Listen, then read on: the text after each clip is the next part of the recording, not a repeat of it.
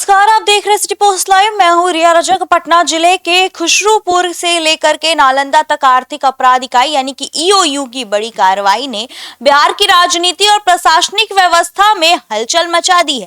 PACS अध्यक्ष और प्रखंड प्रमुख के पति संजय कुमार उर्फ संतोष डॉन के करीब 25 ठिकानों पर एक साथ छापेमारी की गई है।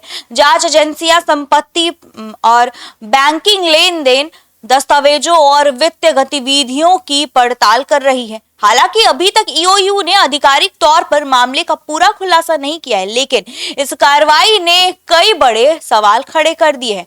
आइए जानते हैं हमारे सहयोगी रवि सर से इस पे क्या क्या जानकारी उनके पास है, क्या है ये पूरा मामला, विस्तार से जानते हैं। सर, क्या संतोष डॉन के खिलाफ ईओयू ने यह कार्रवाई किसी बड़े भ्रष्टाचार नेटवर्क की ओर का इशारा करती है? देखिए, बिल्कुल रिया, आपको पता है कि आर्थिक अपराध इकाई आमतौर पर किसी व्यक्ति के खिलाफ तब इतनी व्यापक स्तर पर कार्रवाई करती है जब उसके पास प्रारंभिक स्तर पर ठोस सूचनाएं या जो दस्तावेज हों या आधार हो।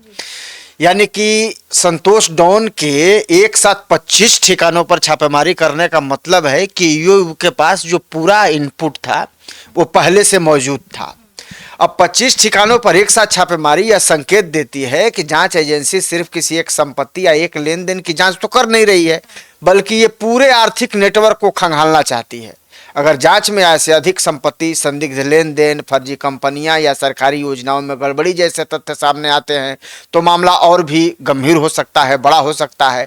ऐसे मामलों में यह भी देखा जाता है कि क्या किसी राजनीतिक, प्रशासनिक या कारोबारी का नेटवर्क तो इससे जुड़ा हुआ नहीं है या उनका इसको संरक्षण तो प्राप्त नहीं है। इसलिए यह कार्रवाई सिर्फ एक व्यक्ति तक सीमित नहीं रह करके ये व्यापक जो है ना, माने बड़े स्तर पर ये आर्थिक अनियमितताओं की जांच का हिस्सा हो सकती हैं। क्योंकि देखिए, आर्थिक अपराध इकाई ईओयू जो है ना, वो ऐसे लोगों पर काम करती है जिन लोगों ने भ्रष्टाचार किया है या ऐसे अधिक संपत्ति बनाई है या गड़बड़ी किया है, बड़े बड़े व्यापक स्तर पर गड़बड़ी किया है, उन लोगों के खिलाफ ये कार्रवाई होती है।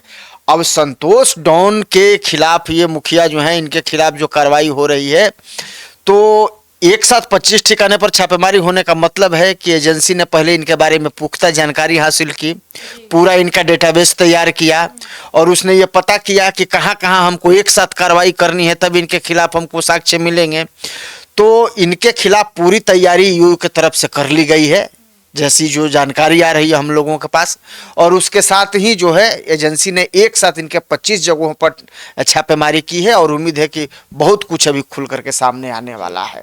पैक्स और पंचायत व्यवस्था में वित्तीय पारदर्शिता को लेकर के यह मामला कितना गंभीर माना जा रहा है?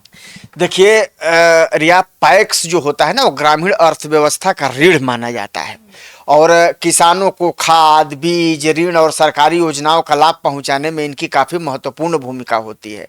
ऐसे में यदि पैक्स से जुड़े किसी पदाधिकारी या प्रभावशाली व्यक्ति पर आर्थिक अनियमितता का आरोप लगता है तो इसका असर सीधे जनता के भरोसे पर पड़ता है। और इस मामले ने एक बार फिर ये सवाल तो खड़ा कर ही दिया है कि क्या पंचायत और सहकारिता संस्थाओं के वित्तीय लेन देन की निगरानी क्या पर्याप्त है? जो हो रहा है क्या वो काफ़ी है? अगर काफ़ी है तो फिर आखिर ये गड़बड़ियाँ कैसे सामने नजर आ रही हैं? अब विशेषज्ञ मानते हैं कि सरकारी योजनाओं के धन के उपयोग में पारदर्शिता सुनिश्चित करने के लिए नियमित ऑडिट, डिजिटल मॉनिटरिंग और सामाजिक जवाबदेही की भी व्यवस्था को मजबूत करने की जरूरत है। यदि जांच में कोई गड़बड़ी सामने आती है तो यह पूरे सिस्टम की समीक्षा का कारण बन सकती है, क्योंकि ये जो चीज़ है सीधे आम जनता से जुड़ी हुई चीज़ें हैं और इसमें अगर कोई गड़बड़ी हो रही है, कोई झोल हो रहा है, वित्तीय अनियमितता हो रही है, पैसों का हेरफेर हो रहा है, तो एक बहुत बड़ा मामला हो जाता है। और जनता को भी लगता है कि नहीं भाई, ये भ्रष्टाचार जो हो रहा है, तो अगर इस लेवल पे भ्रष्टाचार हो रहा है और इसकी रोकथाम नहीं हो पा रही है और लगातार ये बढ़ रहा है, तो कहीं ना कहीं इसमें जो सिस्टम है, वो सरकार है, उस पर भी सवाल उठते हैं। लेकिन अब तो खैर इस मामले में एजेंसी जो है वो कार्रवाई शुरू कर दिया है। 25 ठिकानों पर छापेमारी हुई है, जैसा कि आप सुन रही हैं। क्या इस तरह की कार्रवाई को राजनीतिक चश्मे से देखना सही होगा?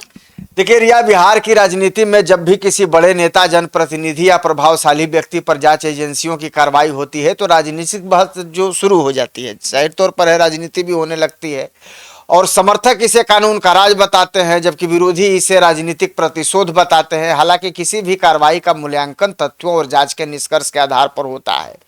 जब तक जांच पूरी नहीं हो जाती है और एजेंसी अपना पक्ष सार्वजनिक नहीं करती है, तब तक किसी निष्कर्ष पर पहुंचना जल्दीबाजी होगी। लोकतंत्र में यह जरूरी है कि जांच एजेंसियां स्वतंत्र रूप से काम करें और उनके निष्कर्षों को राजनीतिक रंग देने के बजाय कानूनी प्रक्रिया का सम्मान किया जाए। क्योंकि देखिए, अब सवाल है कि मेरे खिलाफ कार्रवाई होगी तो मेरे समर्थक कहेंगे नहीं तो इनके साथ जाति हो रही है, आपके खिलाफ कार्रवाई होगी तो आपके समर्थक कहेंगे कि नहीं ये तो जाति हो रही है, सरकार पे सवाल उठेंगे, सिस्टम पे सवाल उठेंगे। तो ये सब चीजें तो होती हैं, लेकिन सवाल उठाने के बजाय जो कार्य करने वाली, जो कार्रवाई करने वाली एजेंसी है, भाई उस पर छोड़ दीजिए। अभी उसने कार्रवाई शुरू किया है और कार्रवाई में क्या क्या कुछ सामने निकल करके सामने आता है, उसके बाद पूरी तस्वीर साफ हो जाएगी। तो ये सब चीजें हैं और एजेंसी ने जिस तरीके से ये ताबड़तोड़ कार्रवाई शुरू की है, एक साथ 25 ठिकानों पर छापेमारी की है, तो कहीं ना कहीं ये जो खबर है वो चर्चा का भी विषय बना हुआ है और इस तरह इसमें भारी वित्तीय अनियमितता की भी बात कही जा रही है। अगर आरोप सही साबित होते हैं तो इसका क्या असर पड़ सकता है? देखिए, यदि जांच में आर्थिक गड़बड़ी, अवैध संपत्ति, सरकारी धन के दुरुपयोग के प्रमाण मिलते हैं तो सरकार जो है के लिए ये चिंता का विषय है और इसका असर केवल संबंधित व्यक्ति तक सीमित नहीं रहेगा। इससे जुड़े अन्य लोगों की भूमिका भी जांच के दायरे में आ सकती है।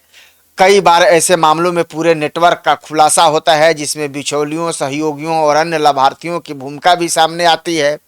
और हमने ये कहा कि सरकार के लिए चिंता की इसलिए बात है कि सरकार को अब ऐसे मामलों पर निगरानी करनी है, सरकार को ऐसे चीज़ों पर ध्यान देना होगा, क्योंकि कहीं ना कहीं सिस्टम की लापरवाही के कारण ही ऐसे लोगों को मौका मिलता है कि लोग सरकारी रुपयों का दुरुपयोग करते हैं और कहीं ना कहीं लूट मार मचाते हैं, सरकारी धन का ये लोग दुरुपयोग करते हैं। इसके अलावा अगर दोष साबित हो जाता है तो कानूनी कार्रवाई, संपत्ति की जब्ती, आर्थिक दंड और अन्य सख्त कदम तो उठाए ही जाते हैं। पहले से ही ये सब प्रक्रिया चली आ रही है। अब इसमें सरकार और प्रशासन का संदेश भी जाता है कि भ्रष्टाचार के मामलों में किसी को बख्शा नहीं जाएगा। मैंने इसीलिए कहा कि सरकार अगर ध्यान देगी, सरकार समय समय पर कार्रवाई करेगी, ऐसे लोगों को चिन्हित करेगी, तो एक संदेश जाता है कि नहीं भाई, सरकार जो है इस तरह के मामलों में, भ्रष्टाचार के मामले में सरकार काफ़ी गंभीर है और सरकार जो है समय समय पर ऐसे लोगों के खिलाफ कार्रवाई करती है। तो इससे सरकार की छवि भी अच्छी होती है और इस तरह के भ्रष्टाचार करने वालों के मन में भी खौफ पैदा होता है। जी तो क्या लगता है कि बिहार में आर्थिक अपराधियों के खिलाफ कार्रवाई का ये नया दौर शुरू हो चुका है क्या? देखिए रिया, पिछले कुछ वर्षों में बिहार में आर्थिक अपराध इकाई यानी कि निगरानी विभाग और अन्य जांच एजेंसियां जो है, ईओयू, एसबीयू, इस तरह की एजेंसियां हैं, वो उनकी सक्रियता तो बढ़ी है, इसमें कहीं कोई दो राय नहीं है। आपने देखा होगा कि अभी बिहार में जिस तरीके से घोटाले आ रहे हैं, रिशु श्री का मामला आपने देखा, उनके साथ कई आईएएस के भी तार जुड़े होने की बातें आ रही हैं। तो जब ये सब बातें सामने आ रही हैं तो जांच एजेंसियां चुप नहीं है, सरकार भी चुप नहीं है, सरकार भी कार्रवाई कर रही है और एजेंसियां भी कार्रवाई कर रही हैं। तो ये कहना कि पिछले कुछ दिनों में इस तरह की एजेंसियां बिहार में सक्रिय हुई हैं, तो ये आपका कहना सही है कि जांच एजेंसियों की जो सक्रियता है ऐसे लोगों के खिलाफ बढ़ी है। आय से अधिक संपत्ति, योजनाओं में गड़बड़ी और वित्तीय अनियमितताओं के मामलों में लगातार कार्रवाई देखने को मिल रही है। अब संतोष डॉन के ठिकानों पर हुई यह छापेमारी भी उसी कड़ी का हिस्सा माना जा रहा है। यदि जांच में निष्पक्ष और परिणाम आधारित होती है तो इससे आम लोगों का कानून और प्रशासन पर भरोसा मजबूत होगा। साथ ही यह संदेश भी जाएगा कि सार्वजनिक पदों पर बैठे लोगों को वित्तीय पारदर्शिता और जवाबदेही का पालन करना ही होगा और ऐसे करने वाले लोग जो हैं, गड़बड़ी करने वाले लोग, उनको किसी भी कीमत पर बख्शा नहीं जाएगा और उनके खिलाफ जो कार्रवाई है वो हर हाल में होकर रहेगी। और जब ये कार्रवाई हो रही है, खास करके ये संतोष मुखिया, ये जो संतोष डॉन है, इसके खिलाफ जो कार्रवाई और एक साथ जब 25 जगहों पर छापेमारी चल रही है तो हड़कंप तो मचा ही हुआ है। और अब देखने वाली बात होगी कि छापेमारी में क्या क्या कुछ निकल करके सामने आता है, एजेंसी के हाथ क्या क्या लगता है और उसके आधार पर जो एजेंसी है वो आगे की कार्रवाई जो है वो शुरू कर सकती है।